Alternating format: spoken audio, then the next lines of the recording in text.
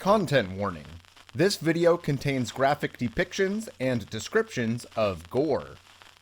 Goodbye, monetization. Anyways, on to the video. Why do I have such an insatiable bloodlust? Why do I like gory video games like Manhunt or Happy Wheels? Gory TV shows like Tales from the Crypt or Super Jail? Movies like Evil Dead or Bad Taste? Gory music like Cannibal Corpse or Municipal Waste? Why do I rip to shreds any toy unable to survive my ravenous jaws? Am I just a murderous sociopath with nothing but the long arm of the law to keep me from quenching my thirst for violence? Is gore just what our id wants, our base desires which we barely keep in check?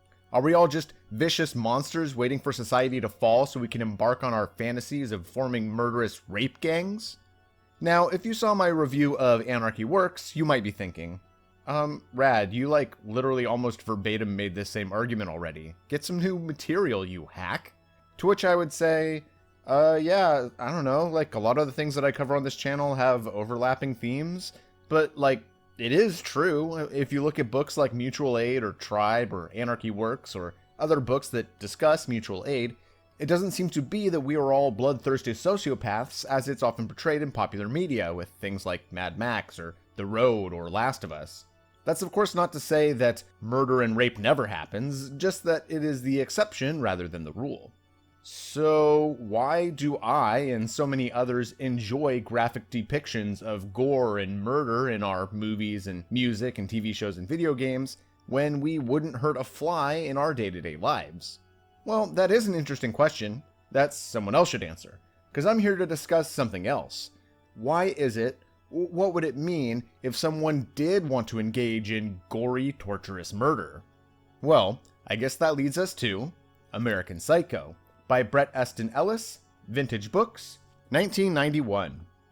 Part 0, Death of the Author and Allegory.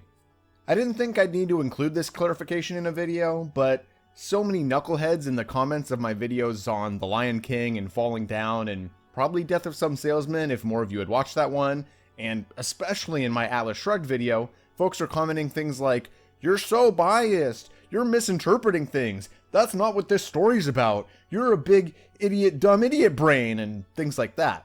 So for those knuckleheads, let's look at Death of the Author and Allegory. Death of the Author is the idea that the author doesn't get the final say on how their work is interpreted. Rather, it is the audience who interprets the work. And an allegory is a story, poem, or picture that can be interpreted to reveal a hidden meaning, typically a moral or political one. A popular example is King Kong as an allegory for slavery. Traditionally, we could just ask the authors, hey, is King Kong supposed to be an allegory for slavery? And they can just say yes or no, and that would be the final word on the matter. But with Death of the Author, we instead want to focus on what interpretation an audience could get from the text. And an audience member might think, white people going to a foreign unfamiliar land to steal something and bring it back to the US in chains with the goal of making a lot of money on it and having the whole thing blow up in their faces? We even get fear of this thing going after white women? Yeah, I suppose King Kong could totally be interpreted as an allegory for slavery. This is why in my review of The Lion King I can talk about its pro-monarchy themes even if the filmmakers didn't intend that. Why in my review of Falling Down I can talk about the protagonist's descent into madness as an allegory for falling into right-wing extremism, whether or not such an allegory was intended. Why I can look at Death of Some Salesman and see a poor family killing a salesman as an allegory for revolutionary anti-capitalist violence. Why I can call Atlas Shrugged's anti-democracy, pro-Superman industrialist messaging fascist despite the author's intentions. So, yeah. I know that Bret Easton Ellis, author of American Psycho, was trying to write a critique of yuppie culture as he saw it in the 80s cribbing gay culture with frequent haircuts and facials and tanning and things like that.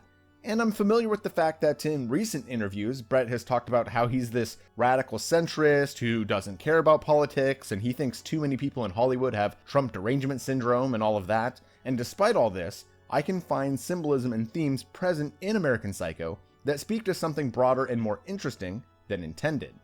With all that said, let's get into this story, starting with a look at our main character. Part 1, a Yuppie. The main character in this story is Patrick Bateman, a 1980s wealthy New York Wall Street yuppie, Someone like Gordon Gekko or the guy from Wolf of Wall Street or Glengarry Glen Ross, that kind of thing. Guys whose working days are filled with schmoozing over glasses of scotch, golf games, hanging out on yachts and eating at 5-star restaurants, and calling it all business meetings. Patrick Bateman is no different. He rigorously works out, diets, buys expensive suits, has an intensive skincare routine, pays for escort services, and is constantly admiring himself in the mirror. And despite his self-obsession and drive to be in excellent shape and wear excellent clothes and make excellent amounts of money and go to excellent restaurants and everything else, he and several other yuppies in the book are constantly getting each other confused for one another. Because despite their drives to greatness, all these Armani suit-wearing Wall Street yuppies are kind of like carbon copies of each other. It's a class of people that have probably existed more or less throughout history. Royal families, maybe the lords of old Europe, the plantation owners of the American South, the industrial barons of the Industrial Revolution, the Mad Men-style executives of the 50s and 60s, the Wall Street yuppies of the 70s and 80s, the dot-com millionaires of the 90s, and the Silicon Valley tech bros of our modern era. Anyway, that's what this story is about. We are following this 20-something wealthy Wall Street New York yuppie named Patrick Bateman. Part 2, Movie versus Book.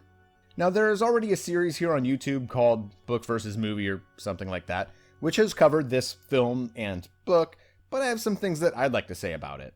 The following things are in the film, but I wish that they got more screen time. I wish the film would have had more references to celebrities, particularly Donald Trump, as Patrick Bateman's favorite person and king of the yuppies.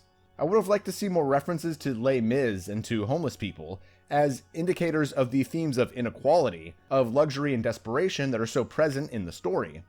And I would have liked to see more references to Patrick Bateman's love of cinema, or should I say his love of hardcore porno films and slasher flicks. Now, the following things are actually totally missing from the film, and I wish they weren't. Patrick Bateman's use of the N-word. They do include in the movie his speech about ending racism and apartheid in South Africa, thus showing that he knows what sort of yuppie values he is supposed to espouse without having to actually fight for those values. But in the book, his racism towards taxi drivers and doormen and homeless people of color really clarifies this distinction. Plus, the knuckleheads who watch the movie and think Patrick Bateman is this cool, rich Chad that we should be admiring, they might not think Patrick was so cool if he went around spouting the N-word as much as he does in the book. What about Patrick Bateman and his friends teasing homeless people? It's clear from his killing of the homeless man in the film that he has a distaste for the homeless, but in the book, it's full of instances of Patrick and his friends mocking homeless people, waving money in their faces. It really sends this message home. Lastly, Patrick Bateman's crazed outbursts. Now, converting a book to a film, it might be difficult, it might seem cheesy to put in the outbursts, it's hard to include context, you got a limited time frame you're working with, but his public freakouts, I think, are very important for understanding the violence that he engages in. With all these in mind, let's get to the story itself. Part 3, Synopsis.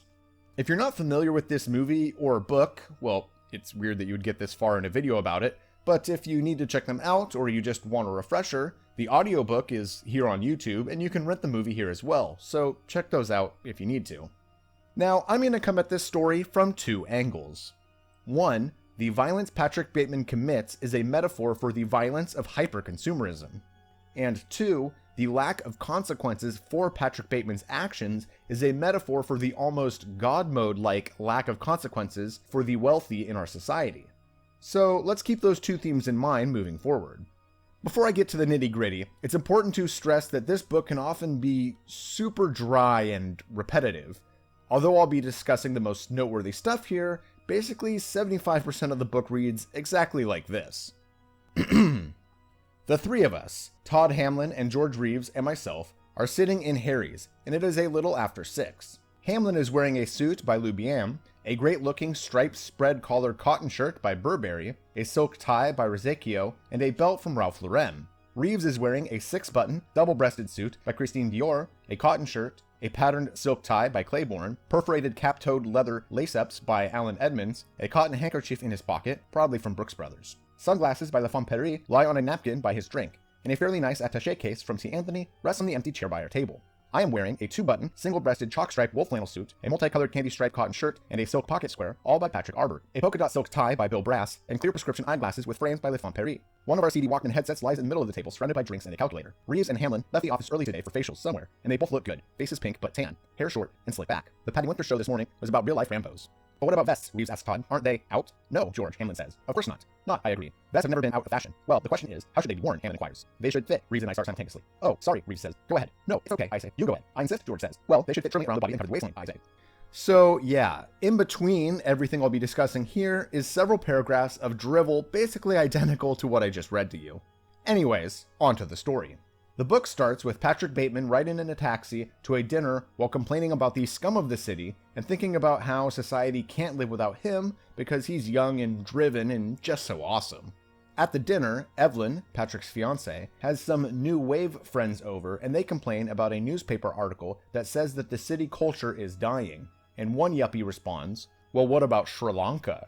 And Patrick goes on a little monologue. Come on, Bryce. There are a lot more important problems than Sri Lanka to worry about. Like what? Well, we have to end apartheid for one, and slow down the nuclear arms race, stop terrorism, and world hunger. We have to provide food and shelter for the homeless. It's much more explicit in the book than in the movie, but it's clear that Patrick Bateman, like many yuppies in the real world, will talk about caring for others and knowing about compassion, but will do absolutely nothing to live those values. After this, Patrick has sex with his fiancée, but he is unable to come until he thinks about a Calvin Klein model he recently saw. The hyper-commodification of everything has distorted even this most intimate aspect of his life. We then get a long explanation of Patrick Bateman's apartment and skincare routine. In the morning, if my face is a little puffy, I'll put on an ice pack while doing my stomach crunches. In the shower, I use a water-activated gel cleanser. Then a honey almond body scrub. Then I apply an herb mint facial mask, which I leave on for 10 minutes while I prepare the rest of my routine. Throughout the story, there are several references to the yuppies teasing homeless people. One such occasion happens here, where Patrick and some friends are on their way to a fancy restaurant, and one of the yuppies holds out some money in front of a homeless person, then pulls it out of reach last minute, stuffing in their pocket and heading into the restaurant. At the restaurant, they have that famous business card scene. However, I prefer how it's portrayed in the movie with them doing it at work. It's just such a perfect example of how frivolous the work of certain corporate Wall Street positions truly is. Speaking of work, after the restaurant, we see Patrick Bateman's work life. He's goofing off, looking at magazines, listening to music, playing his Mad Men style self by telling his secretary what to wear, things like that. Then some other stuff happens. He gets denied a reservation to Darcia's, he goes to a club with his friends, he goes to a dry cleaner's to get blood out of some sheets, he goes to a restaurant and then to work, he holds out some money for a homeless man before pulling it away at the last second and giving him the finger, and then he gets into an argument with his friends about whether a certain restaurant's pizza is good or not. It's interesting because their opinions are not based on their thoughts on the pizza, but rather on what food reviewers and Donald Trump think about the pizza. Their opinions aren't their own, they're commodities, opinions that were sold to them. Later, at a video rental store, Patrick starts having a panic attack because it's crowded and he feels uncomfortable renting his hardcore porno films and graphic horror movies. He does manage to pull himself together though and rent something. And then he complains that the checkout girl is dumpy for having dry hair and being 5 pounds overweight. And when she doesn't give him adequately obsequious customer service, he says, "She works in a video rental store, and since it's such a demanding, high-powered profession, her bitchy behavior is completely reasonable, right? The things I could do to this girl's body with a hammer." This is just a small taste of his views on the working class. We then get to the part of the movie where he beats up a homeless man and his dog. However, in the movie, it looks like this. Hello. Pat Bateman. You want some, money? Some food? Why don't you get a job? If you're so hungry, why don't you get a job? I lost my job. Why? You drinking? Is that why you lost it? You know what a fucking loser you are? What?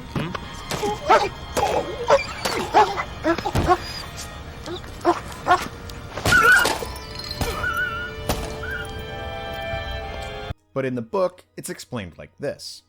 "I'm so hungry," he convulses once, twice, a third time, then looks away embarrassed.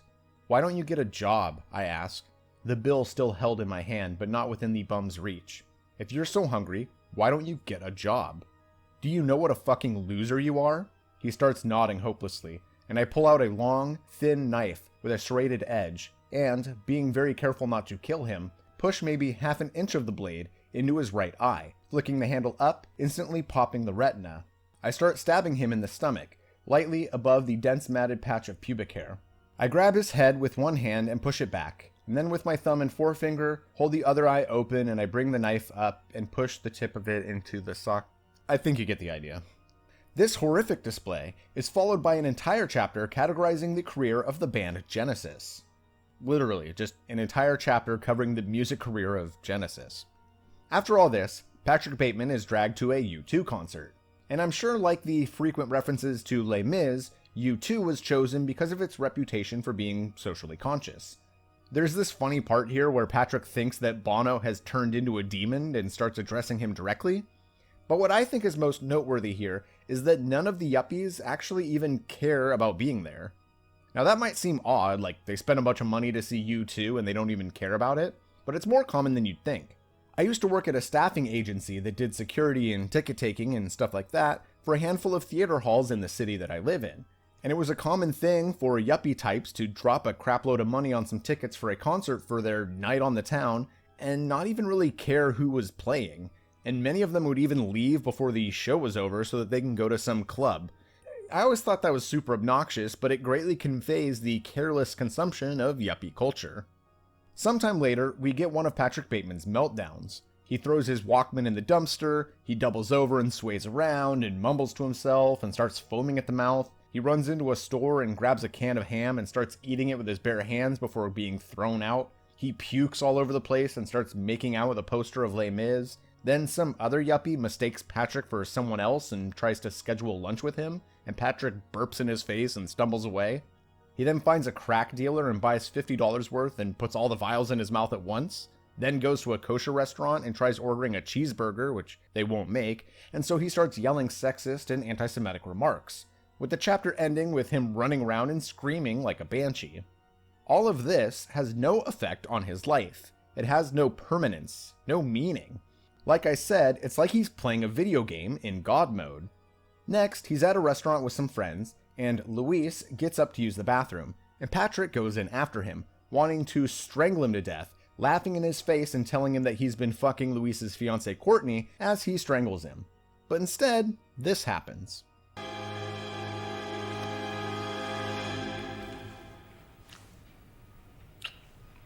God, Patrick, why here? I've seen you looking at me. I've noticed your hot body. After this interaction, there's a few points in the story where Luis confronts Patrick while he's shopping and confesses that he loves him and is obsessed with him, and he wishes Patrick would be true to himself and that they should just be together. These interactions always ending with Luis breaking down and Patrick threatening to kill him. Anyways, next Patrick goes to the meatpacking district and picks up a sex worker that he names Christy. And then he calls an escort service and orders a blonde girl who will do couples, and he calls this woman Rebecca. Back at his apartment, the women are generally annoyed by him, but are putting up with him for the money.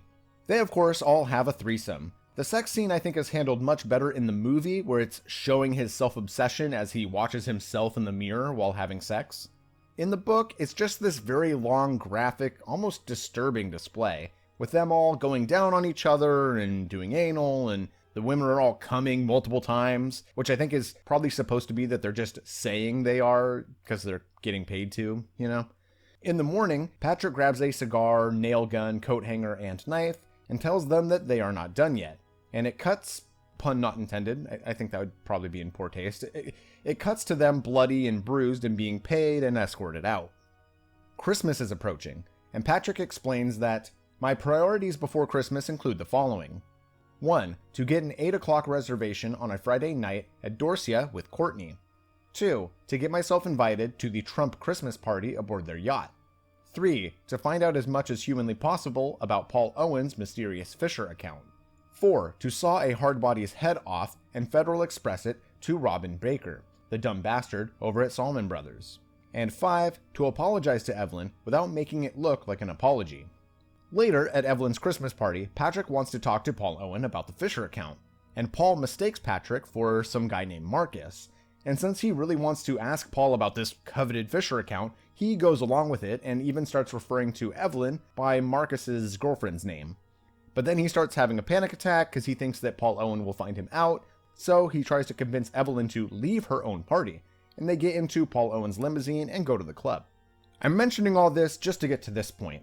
At the club, Patrick and Evelyn get into a big fight. Patrick is mad that Evelyn didn't invite Donald Trump to the Christmas party, and she's mad that Patrick Bateman is so obsessed with Donald Trump. And they wind up waiting in the bathroom to do a bunch of coke. Evelyn leaves, Patrick does a bunch of coke, then there's more boring stuff, Patrick going to work, talking to his lawyer about fighting what he calls a bogus rape charge. At one point, Patrick's friend McDermott waves some money in front of the faces of a homeless woman and her child, and she starts crying as he sets the bills on fire and uses them to light a cigar. And Patrick says, "How gentrifying of you." Later, Patrick Bateman has dinner with Paul Owen, who still thinks that he's Marcus. Patrick gets Paul really drunk and brings him back to his apartment, and it's basically the same as it is in the movie. Hey, Paul! Then Patrick goes to Paul's apartment to record his answering machine saying he went to Europe, and take the dead body to a spare apartment to dissolve it in a bathtub. Then Patrick goes on a date with Bethany, his ex-girlfriend from when he was at Harvard. He had bumped into her earlier in the story and thought about how she had broken up with him, which was devastating for him, but he remembers that she had done so with a black eye and her arm in a sling. Anyways, at the time she had said it's good to see you and we should do dinner later, which is happening now in the story. At the dinner, he's very nervous and shaking and feeling sick, and she keeps asking him if he's okay, and he says, "I wrote you a poem," and he hands it to her to read. She clears her throat and hesitantly begins reading slowly, stopping often. "The poor N-word on the wall. Look at him. Look at the poor N-word. Look at the poor N-word." I think you get the idea. Afterwards, Patrick begs her to come over, but she keeps saying no, but he won't let up. And finally, she agrees. Once in the apartment, she teases him for having an Hanukkah painting hung upside down by mistake, and he runs at her with a nail gun. He nails her hands to the floor, the nails are all twisted around each other, he mazes her in the face several times, he struts around bragging about how cool and awesome he has become since they broke up, she screams for help, he cuts out her tongue and starts fucking her in the mouth. I think you get the idea on that one. Then he goes to a restaurant with some friends, and they're all trying to name expensive brands of water, like Evian, Montclair, San Pellegrino, Vittel, Aspenwasser. Did I mention that like 75% of this book is yuppie drivel? Anyways, Patrick goes back to his apartment to think about getting rid of Bethany's body, which he has since done more horrible things to, and he details as he looks over the remains. He bit off her lips, caught off her arm, and bashed her face in with it. I don't think I need to go on. This gory display is followed by a chapter called Whitney Houston. And just like the chapter on Genesis, it's just a generic rundown of the career of a pop musician, directly after a gruesome explanation of something Patrick had done. Later, at work, Patrick asks out his secretary, and it's similar to how it's done in the movie. He's filling out a crossword puzzle using words like bone and meat, and she says that she wants to go to Darcia, and he calls to make a reservation and pretends to be getting one while the maitre d' yells at him that they don't have any reservations. And so they eat somewhere else, but rather than going to Patrick's place like in the movie, the secretary invites him to her place. And she keeps insisting, but he says that he shouldn't, and says he has to return some videotapes. The next day at work, he's confronted by a detective. And this is also basically the same as in the movie, with him pretending to be on the phone, the detective saying that he is not with the police but was hired by Paul Owen's family. The most interesting thing here is that while the detective is talking to him, Patrick is having this internal monologue listing off things he likes. Various murders and luxury goods, conspicuous consumption and death together in his mind. When the conversation ends, Patrick gestures to a book on his desk, The Art of the Deal by Donald Trump, and asks if the detective has read it, cause it is a very good book. Then, Evelyn and Patrick go on vacation, staying at some summer home on a beach. At first things are nice, but Patrick's bloodlust starts getting the better of him. He takes home jellyfish and puts them in the microwave, he kills the chow chow that he'd gotten Evelyn, and he states, "Everything failed to subdue me. Soon everything seemed dull. There wasn't a clear, identifiable emotion within me, except for greed and possibly total disgust."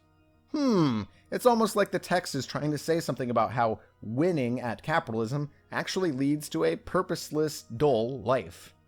After returning home, Patrick meets up with a friend, Elizabeth, and he has a second run-in with the sex worker he calls Christy. He picks her up from the meatpacking district, but she doesn't want to go with him, but he promises that it won't be like last time, and he gives her $1,600.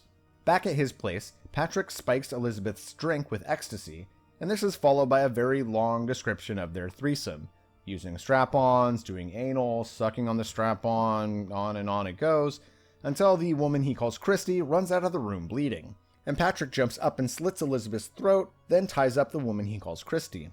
Then Patrick engages in various acts of torture, hooking her up to a car battery, burning her with matches, biting off pieces of flesh, using knives and tools. Then Patrick goes to the zoo. A janitor asks Patrick to flush the toilet, to which he of course responds, "Do it yourself, N-word." He then slits the throat of a 5-year-old boy and watches him die in his arms. But he ultimately concludes, "I'm suddenly jolted with a mournful despair at how useless, how extraordinarily painless it is to take a child's life." He says it's more horrible and pleasurable to kill someone in their prime, someone whose death will sadden so many more people than the death of a 5-year-old child. If I were making a video about why we enjoy gory movies and video games, I would definitely refer to this section. When I use a monkey wrench to beat up pedestrians in Grand Theft Auto, I'm not trying to inflict pain. In fact, my personal feelings of moral innocence has to do with the fact that I know what I'm doing is not inflicting real pain. Not only this, but unlike Patrick, I'm most certainly not trying to inflict the greatest amount of sadness on the most possible people with my actions. Anyways, Patrick's apartment is too gross with the remains of dead women, so he decides to bring his nail gun and knives and drill and acid and such to Paul Owen's apartment, where he orders 2 women from an escort service, Tori and Tiffany. Might I say that whatever escort service he is calling has a horrible record of ensuring their employees' safety.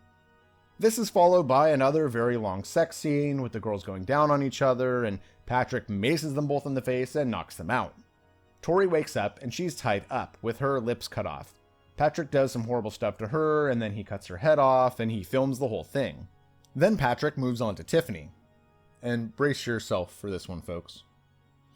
"I cut all the flesh off around her mouth, and using the power drill with a detachable massive head, I widen that hole while she shakes, protesting. And once I am satisfied with the size of the hole I've created, her mouth open as wide as possible, a reddish-black tunnel of twisted tongue and loosened teeth, I force my hand down deep into her throat until it disappears up to my wrist. All the while, her head shakes uncontrollably, but she can't bite down since the power drill ripped her teeth out of her gums, and grab at the veins lodged there like tubes, and I loosen them with my fingers, and when I've gotten a good grip on them, violently yank them out through her open mouth."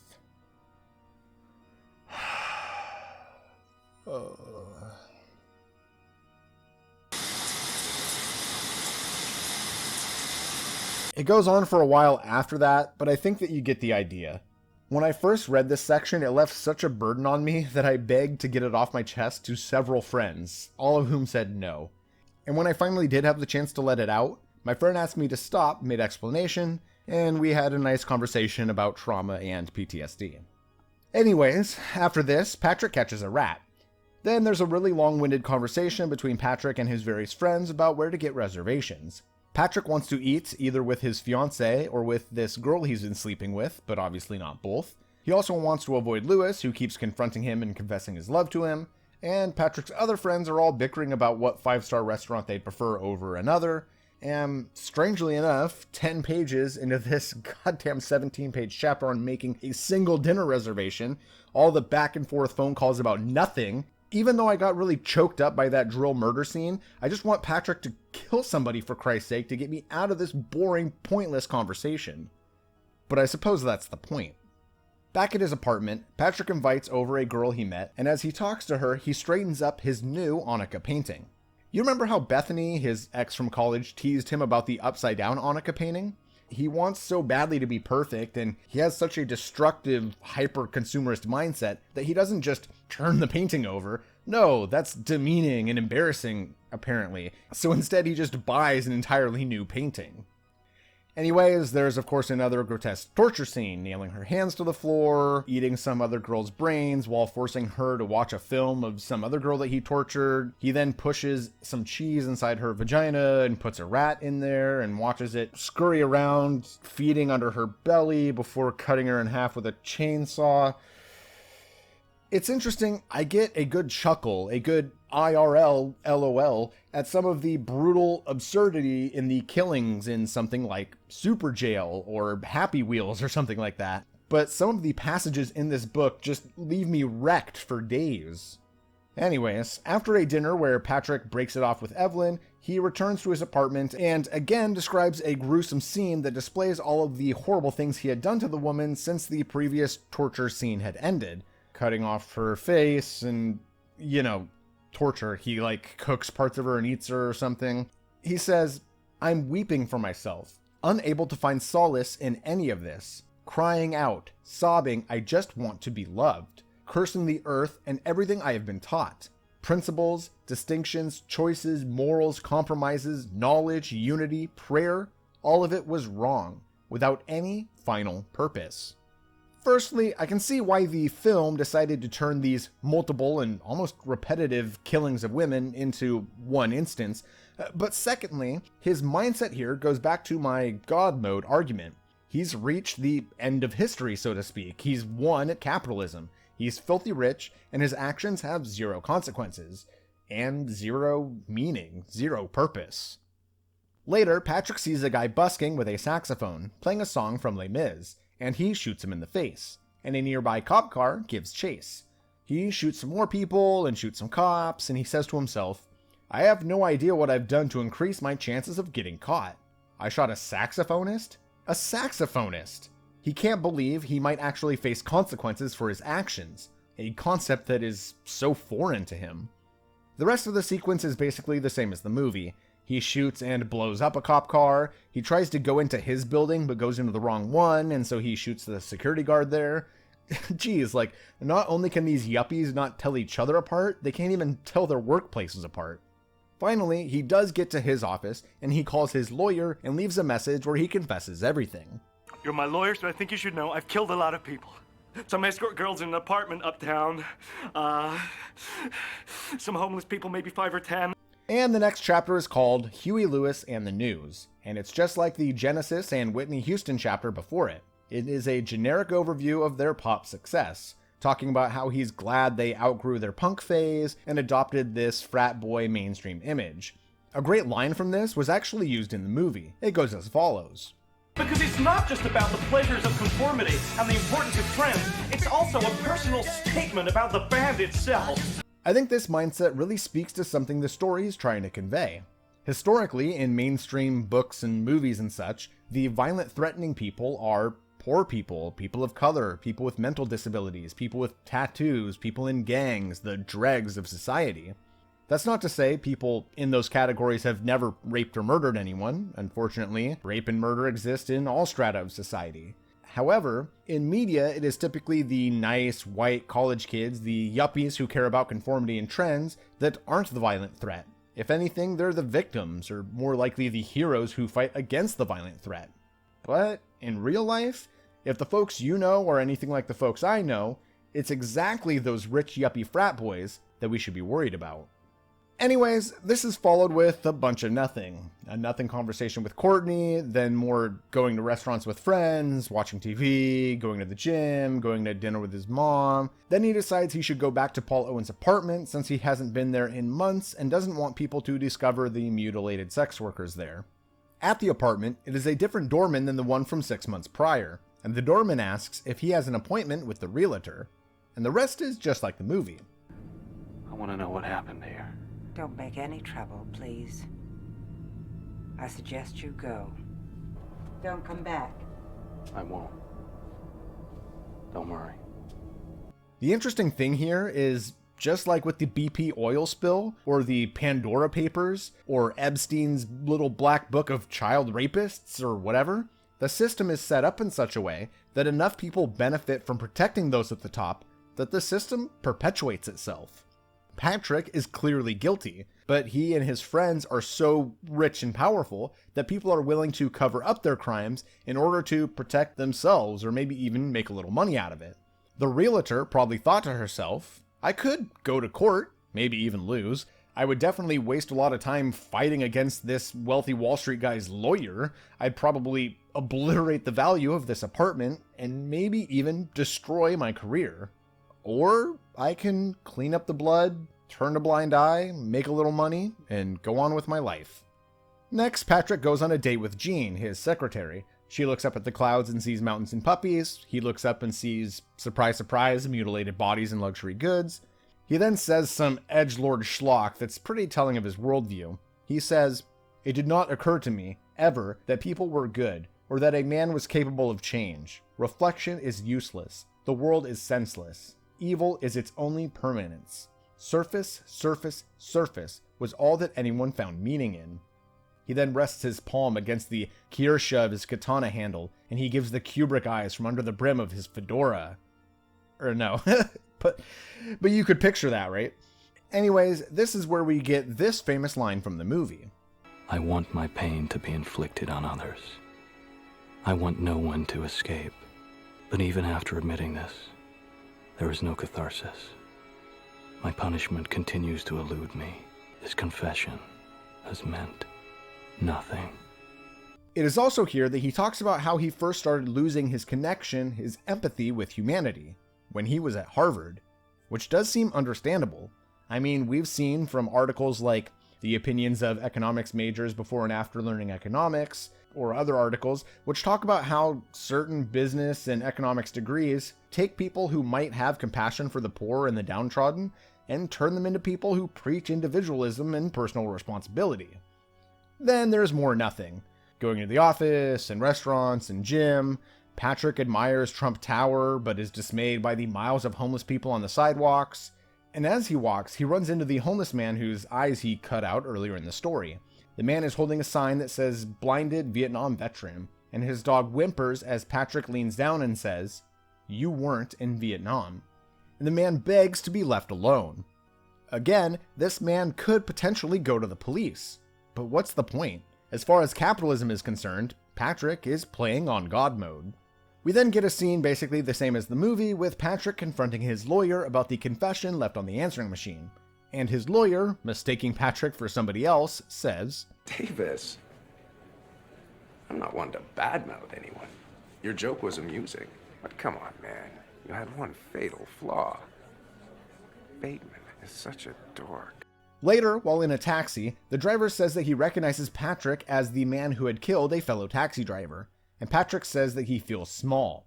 He is yet again being confronted with the consequences of his actions, an unfamiliar feeling.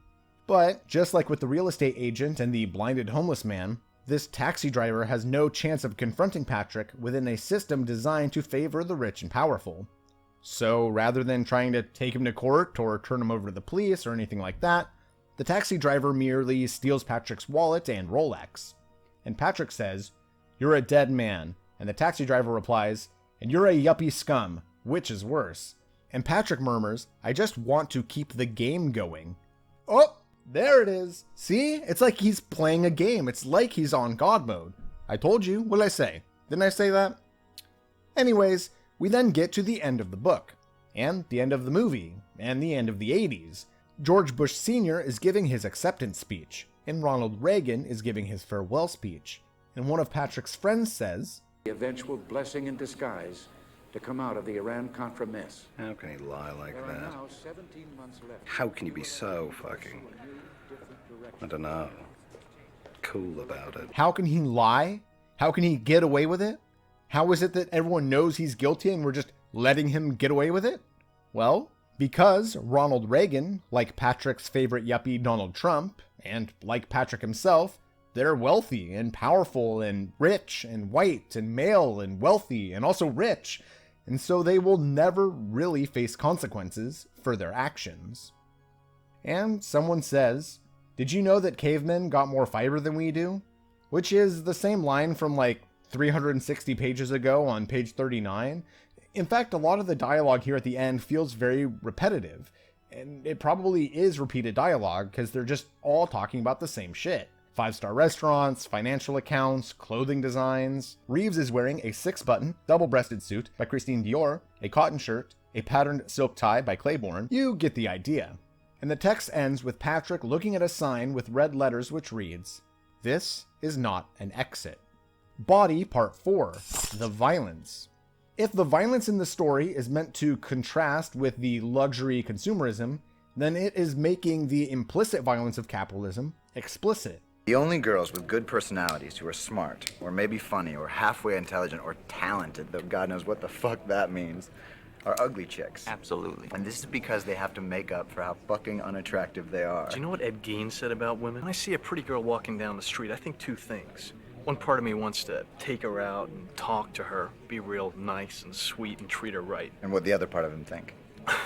What her head would look like on a stick. This isn't just about no ethical consumption under capitalism. Patrick isn't just living the average life of someone in New York City. No, he's living a life of hyper-conspicuous luxury overconsumption. A 1980s Wall Street millionaire yuppie lifestyle built on blood. The precious metals in his Rolex and Walkman and CD stereo system, built on blood. His exquisite meals he eats and the cocaine and escort girls he consumes, blood. His murderous consumption of homeless people and sex workers is just the extreme conclusion of this luxurious, bloody consumption. The world is built with blood. However, if the violence is about how the rich live a life in God mode, a life free of consequences and free of purpose, then it's more like the movie 120 Days of Sodom. Or maybe more like me when I play GTA with cheats on. Like, if I'm playing GTA, well, for one, I have no problem killing people in a video game because they're not real. I'm not really hurting anyone, obviously. But even still, as I play, I will take cover from the cops and run and hide and try and be strategic about what weapons I use or whatever. But if I'm playing with cheats on, with invincibility, with God mode, it's not long before I am sporting a 5-star wanted level, getting riddled with bullets as I walk around hitting cops with a monkey wrench. And in this story, this is taken to its extreme. Patrick taunting the homeless, flippantly using the N-word, running around screaming like a banshee, doing copious amounts of cocaine, picking up and subsequently murdering sex workers, apartments filled with mutilated bodies. No problem. Who would want to make waves when there's no hope for challenging Patrick in our legal system? You'd be better off covering for these abuses, or even trying to make some money out of it, selling a luxury apartment or mugging Patrick for his Rolex. Oh, by the way, Patrick clarifies that after he was mugged, his insurance bought him a new Rolex. Some have said there is one law for the rich and one law for the rest of us. But I think it's clear, after a certain threshold, the reality is, what law for the rich? Part 5, Conclusion. If you look at horrible stories of abuse and torture and murder throughout our history, serial killers, the Nazis, or whatever, it seems like people can be persuaded or even want to do horrific things. But if we look at murder and torture on a sociological level, things like the Nazis torturing people in the Holocaust, or slave owners torturing slaves, or the Klan torturing black people, or Europeans torturing Native Americans, or even Patrick Bateman's torture of his victims, the problem isn't simply a desire for torture and murder. There were, after all, Jewish uprisings against the Nazis, slave revolts, American Indian Wars, people fighting back. No, the problem isn't the desire to torture and murder. The problem is institutional backing, institutional support.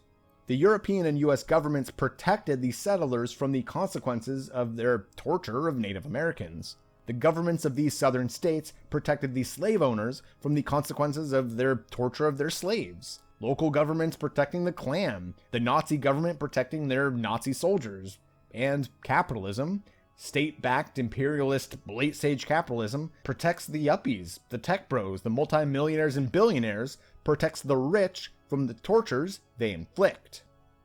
Well, that is, at least for now.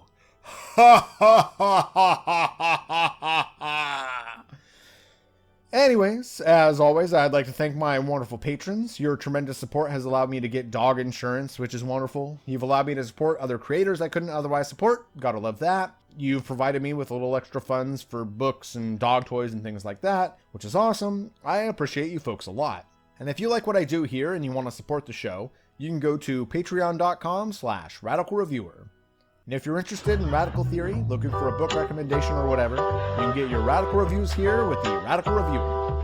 Thanks for watching. Ripping through flesh is what I do best. Tear up an arm, amputate a neck. Eyes removed, cranium smashed, decomposing remains severed in half. Torsos hang from their own intestines, ripped of all bodily extensions. Stumps writhing with infection, suffering a rancid amputation.